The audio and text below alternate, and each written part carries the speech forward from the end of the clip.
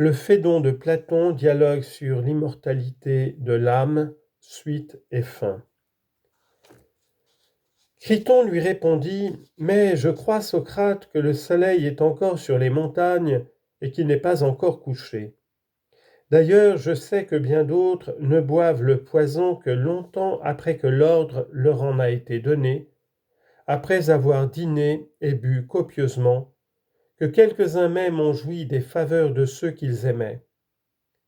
Ne te presse donc pas, tu as encore du temps. » Il est naturel, repartit Socrate, que les gens dont tu parles se conduisent ainsi, car ils croient que c'est autant de gagner. Quant à moi, il est naturel aussi que je n'en fasse rien, car je n'ai, je crois, rien à gagner à boire un peu plus tard. Je ne ferai que me rendre ridicule à mes propres yeux en m'accrochant à la vie et en épargnant une chose que je n'ai déjà plus. Mais allons, dit-il, écoute-moi et ne me contrarie pas. À ces mots, Criton fit signe à son esclave qui se tenait près de lui. L'esclave sortit, et après être resté un bon moment, rentra avec celui qui devait donner le poison qu'il portait tout broyé dans une coupe. En voyant cet homme, Socrate dit : « Eh bien, mon brave, comme tu es au courant de ces choses, dis-moi ce que j'ai à faire. » « Pas autre chose, répondit-il, que de te promener quand tu auras bu, jusqu'à ce que tu sentes tes jambes s'alourdir, et alors de te coucher. Le poison agira ainsi de lui-même. » En même temps, il lui tendit la coupe. Socrate la prit avec une sérénité parfaite.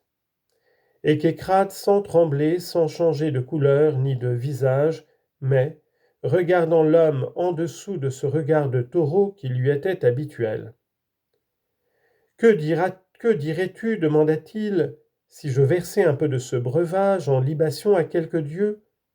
Est-ce permis ou non ? » « Nous n'embroyons, Socrate, dit l'homme, que juste ce qu'il en faut boire. » « J'entends, dit-il, mais on peut du moins, et l'on doit même prier les dieux pour qu'ils favorisent le passage de ce monde à l'autre.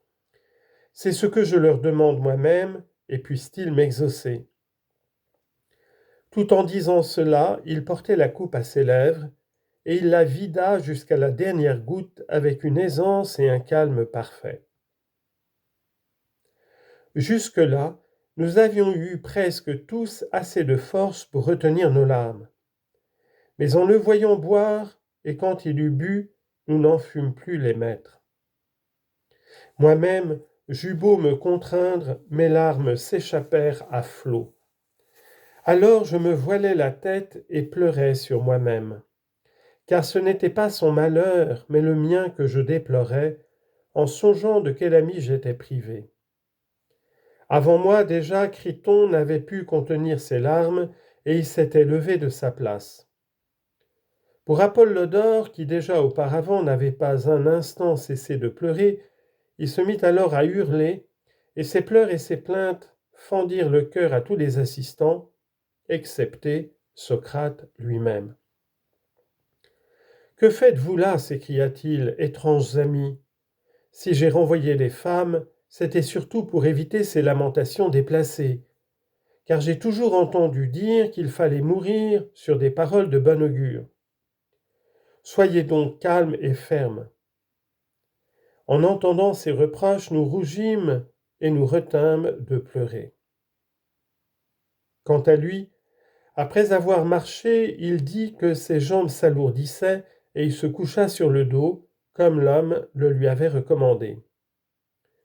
Celui qui lui avait donné le poison, le tâtant de la main, examinait de temps à autre ses pieds et ses jambes.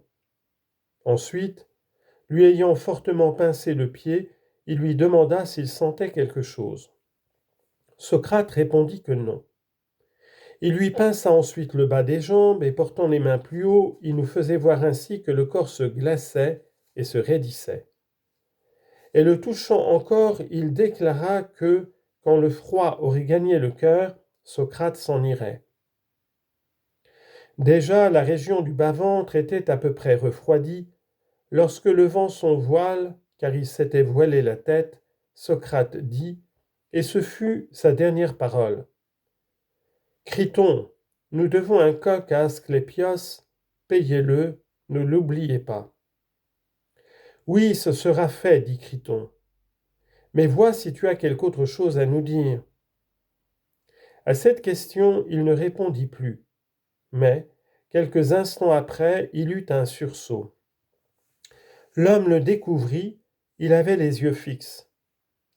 En voyant cela, Criton lui ferma la bouche et les yeux. Telle fut la fin de notre ami, Ékécrate, d'un homme qui, nous pouvons le dire, fut, parmi les hommes de ce temps que nous avons connu, le meilleur et aussi le plus sage et le plus juste.